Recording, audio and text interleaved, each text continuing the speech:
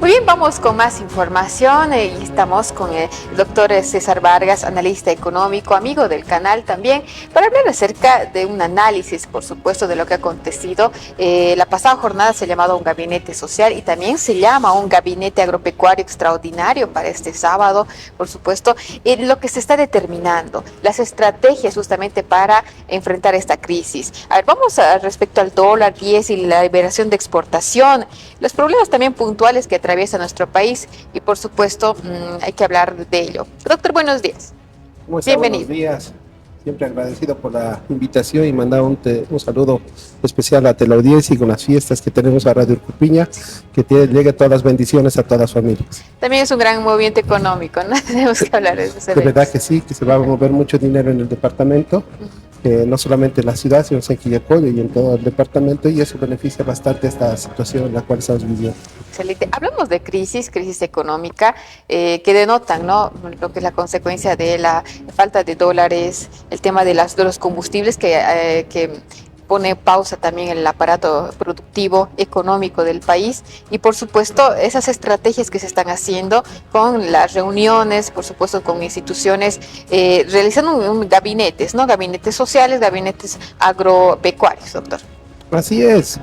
Justamente ayer se reunieron el gobierno con la parte de un gabinete social, que los puntos que iban a determinar, pues hoy se reúnen con el sector empresarial, justamente para ver cómo se va a enfrentar esta crisis económica de escasez de dólares y de desabastecimiento de los combustibles, como es el diésel principalmente. Entonces, daron algunos puntos, 7 puntos principalmente se quedó entre el gobierno y este gabinete social, que lo podemos mencionar, lo vamos a ver, pero principalmente toda esta crisis que estamos viviendo, ya sabemos, es muy claro a la caída de la exportación de gas. Eso nos ha generado una escasez de divisas en el país, pero lo que no estamos viendo y no estamos bolivianos y como gobierno es unas medidas estructurales para salir de esta vez. Vemos muchos paliativos y ahora lo van a ver, lo que han quedado ayer el gobierno y el gabinete social, que son paliativos, realmente no son medidas estructurales, lo que necesitamos ahora mismo para salir de esta situación crítica en la que estamos viviendo todos los bolivianos. Entre lo que se ha hablado, podemos mencionar el control de las divisas de las exportaciones para garantizar la circulación del dólar. ¿Qué significa ello, doctor? Bien sabemos, los bolivianos exportamos, aparte del gas, tenemos exportación, pero la estrategia de este gobierno, que ha sido mandarlo a todas las empresas estratégicas públicas, dejar que haga el sector privado esa explotación y esa exportación, esas empresas estratégicas públicas, a que puedan ellos exportar y traer divisas. Pero esas empresas estratégicas públicas no han tenido ese rol o no han podido cubrir esas divisas, por lo que ha quedado ausente esa exportación de divisas, aparte del gas, ¿no? Entonces, que son 170 empresas públicas estratégicas que ha creado el gobierno, y eso no ha generado las suficientes divisas, porque recuerden que las empresas privadas van a lucrar, mientras estas empresas estratégicas públicas están designados estos puestos por el gobierno, es totalmente político, no hay por concurso de méritos y nada de eso. Mientras cualquier persona sin formación, la cosa es ser político, y eso ha llevado a este detonante de que estas empresas públicas han generado un aparato robusto de gasto público, y lo que nos ha ocurrido es que ahora muchos economistas están hablando que el grave problema de todo esto es la subvención de carburantes. Es una gran mentira, no es el problema de fondo, y les digo por qué. El presupuesto del Estado es 45.500 millones de dólares, ¿sí? Quédense con 45.000 millones de dólares. Solamente el diésel hasta el año pasado ha llegado a 2.500, pongamos 3. Hacemos una pequeña división, no alcanza ni el 9%. Sin embargo, el gasto de las empresas estratégicas públicas han llegado a un 24%. Entonces, ¿dónde está el problema? ¿El combustible? Es las empresas estratégicas públicas que han generado mucho gasto al Estado. Se ha dispuesto muchas divisas del gas para estas empresas estratégicas como inversión.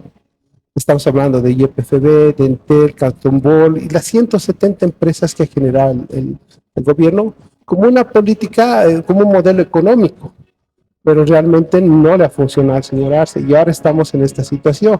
Y ahora que está en esta situación el señor Arce y lo he echado a un lado al sector privado, ahora que se ve con los pantalones apretados, llama al sector privado.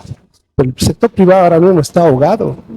Y la reunión que van a tener hoy día tratarán seguramente, pero bajo estos puntos que usted está mencionando. Entonces, la liberación de exportaciones es que fomentar a este sector privado para que pueda exportar y de nuevo reactivar ese sector privado que lo hemos tenido pues ahogado y realmente asfixiado con temas impositivos, laborales, bueno, en fin, y los empresarios privados me darán la razón. Ese es el fondo de lo que está ocurriendo en nuestra economía nacional. También se ha hablado de los incentivos en cuanto al impuesto de las transacciones financieras. ¿Qué podemos mencionar a ello también? Es una estrategia paliativa también. Bueno, los impuestos, como todos sabemos, hay aranceles es cuando importamos. Recuerden que nosotros, los empresarios privados, importan más materia prima para producir y recién exportar. Y lo que ha hecho el gobierno es subirles los aranceles, entonces cuesta más caro los productos importados, por lo tanto tienen que importar eso, con eso producir y exportar. Por eso es que la mayoría de los empresarios privados ha preferido tener sus dólares afuera en el exterior y no traerlos aquí. Por este corralito que ha habido de captar y justamente los empresarios privados venían ya prediciendo que iba a pasar esta caldera hirviendo que estaba haciendo el gobierno, vivir solamente del gas. Sí, mientras hubo mucho gas, estuvo muy bien la economía, pero cuando se nos está terminando las reservas, pues eso es lo que está aconteciendo. Entonces, la idea es liberar un poco los impuestos y también los impuestos, como dice, a las transacciones para que fluya más rápido las exportaciones, ¿no? Ese es el segundo punto. Si quieres, seguimos. Excelente. Y por supuesto usted ha mencionado y ha sido, ¿no?, que en esta reunión no solamente se ha hablado de lo que se acoge a nuestro país, una crisis, ¿no? También se ha mezclado con lo político y han hablado de una propuesta de referendo, de respaldar también a la gestión de Luis Arce, el presidente. Por supuesto, ya se mezcla diferentes puntos de vista y ya no se llega a un buen puerto para hablar de economía y salvar el país. Así es, ese es el grave problema de este gobierno, que siempre lo mezcla la parte económica con la parte política e ideológica. Entonces hay que saber distinguir cuándo se habla de economía y cuándo se habla de ideología política. Ellos confunden mucho con las elecciones que ahora se viene y han estado todo el tiempo haciendo politiquería, lo que es politiquería lo que hacen ellos realmente, y no realmente lo que ha entrado. El señor Arce asumió como presidente, sea como sea, ha entrado a ese puesto, ese curul, y él lo que tenía que hacer es buena gestión pública, buena gobernabilidad, buena gobernanza a través de las políticas públicas que le da pues los poderes, ¿no? Vemos que todos los poderes están totalmente, ya no son dependientes. Exacto. Entonces tenemos una justicia, nos hace ver como si fuera un gran problema elegir a los tribunales, y ese es un tema pues de llamar a un concurso de méritos con grandes especialistas y que asuman la justicia, pero lo que ellos quieren controlar es todos los poderes y eso nos está debilitando muchísimo a los bolivianos porque falta de credibilidad, falta de transparencia y nos está llevando a un modelo económico realmente devastador dentro de la economía boliviana. ¿Podemos hablar de un fracaso de este modelo o se puede salvar algo, lo que es la gestión de Luis Arce respecto al modelo económico? Yo pienso que todos los presidentes siempre tienen una buena voluntad de hacer una buena gobernanza. Yo creo que el señor Arce ha tenido una buena idea de controlar los precios con la subvención de carburantes, alimentos, los bonos. Ha mantenido los precios constantes respecto a otros países. Sí, eso es bueno, hay que felicitar al señor Arce. El otro tema que ha tratado es de siempre tener una economía con crecimiento, pero basado en el gas. ¿Sí? Si yo creo en vez de tanto enfocarse en la parte estratégica de empresas públicas, lo hubiera hecho con el sector privado y hubiéramos hecho empresas de biodiesel, que ahora no dependeríamos del diésel, estaríamos bien. Entonces ha tenido como todos sus fortalezas y sus debilidades, pero creo que es momento de replantearse este modelo económico que ya ha caducado, ya ha llegado al límite, y hay que buscar un nuevo modelo donde se ha dado cuenta y ha liberado recién este año el tema de la moneda digital, que eso ya debía hacerlo hace años. Todos los países ya llevan 10 años, entonces recién. Entonces, su modelo está muy a la antigua, un modelo realmente basado en el extractivismo y no realmente en un aparato productivo sostenible. que es lo que queremos los bolivianos. Por eso es que tenemos tanta informalidad en la economía boliviana, que es el 85%, ¿no? Y justamente sobre ello vamos a hablar también. Se quiere apoyar la industria nacional, ¿no? Para evitar despidos de los trabajadores, que se trata de en este gabinete, pero la realidad es otra. A mí me preocupa también lo que ha mencionado Ministerio de Trabajo, de que no estamos en crisis, hay empleos y la realidad es otra, ¿no? Vemos la fuga de cerebros también, como dicen, ¿no? Profesionales que se están yendo a otro país para buscar oportunidades, ¿no? Acá ya no existe prácticamente, no son valorados ciertos profesionales que espacios tampoco los hay, ¿no? Así es, ustedes conocen, hay que pasar por el colegio, primaria, secundaria, bachiller, hay que hacer la licenciatura, un diplomado, maestría, un doctorado, esa persona se especializa, pero actualmente un ministro pues no necesita ningún currículum para ocupar esa carta. Entonces, ¿quién nos gobierna? Si vemos ayer mismo este gabinete social, miren quién están ahí. Entonces, no son gente formada, no son gente especializada. Por ejemplo, miren, les voy a poner un caso muy parecido. Venezuela se protege mucho con el ejército y la policía, Maduro. Bolivia se protege con la clase indígena. Como la clase indígena no tiene mucho conocimiento, pues se aprovechan de ellos. Y esa es la gran debilidad de este gobierno. Y creo que el del señor Arce y del señor Evo, esa sí es su gran debilidad, porque la clase indígena sigue sin conocimiento. Si realmente ellos hubieran querido esta clase indígena, les hubieran puesto de conocimiento. Si usted se va a un pueblo, no tiene ni alcantarillado. Entonces se ve que ahí no ha habido también una transparencia y hacer el bien hacia esta sociedad que realmente sigue en pobreza y sigue mendigando en las calles mientras los gobernantes están en aviones, con autos lujosos. Es realmente una desigualdad, desequidad total que ocurre en Bolivia. Y eso también se denota, ¿no? En lo que es los empresarios. Apoyar la industria nacional es bastante complejo, ¿no? Donde se apoya más a exportación, se apoya bastante en apoyo a otras empresas extranjeras.